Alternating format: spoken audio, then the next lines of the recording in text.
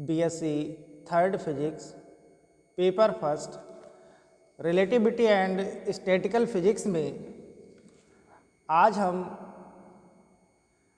Statistical physics unit के start करने वाले हैं। और स्टैटिकल फिजिक्स यूनिट का ये हमारा पहला टॉपिक है स्टैटिक्स। तो आज के इस क्लास में हम डिस्कस करेंगे कि स्टैटिक्स क्या होता है। इसके बाद हम प्रोबेबिलिटी के बारे में डिस्कस करेंगे। तो सबसे पहले देखते हैं कि स्टैटिक्स क्या होता है। तो देखो यहाँ पर हमने मेंशन किया है कि स्टैटिक्स वह साइंस है जो किसी सिस्टम के एवरेज बिहेवियर के विषय में बताती है। तो स्टैटिक्स क्या है? स्टैटिक्स वह साइंस है जो किसी सिस्टम के एवरेज बिहेवियर के विषय में बताती है, जबकि एवरेज इवेंट्स की बहुत अधिक संख्या से ज्ञात किया जा सकता है।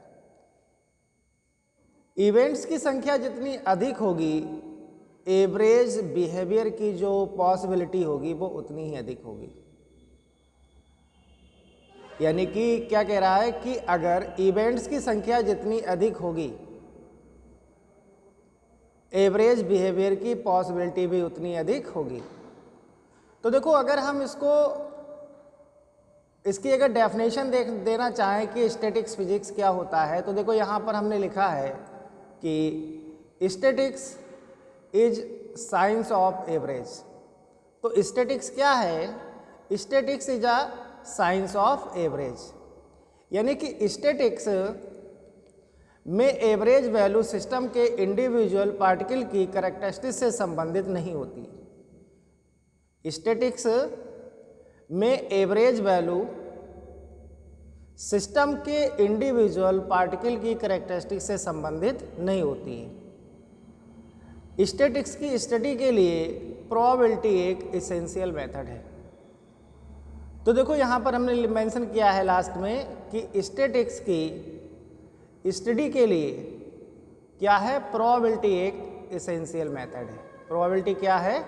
एक एसेंशियल मेथड है।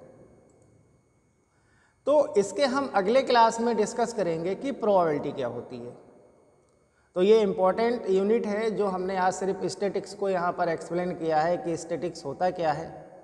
और इसके हम अगले ही लेक्चर में आपसे डिस्कस करेंगे कि प्रोबेबिलिटी क्या होती है।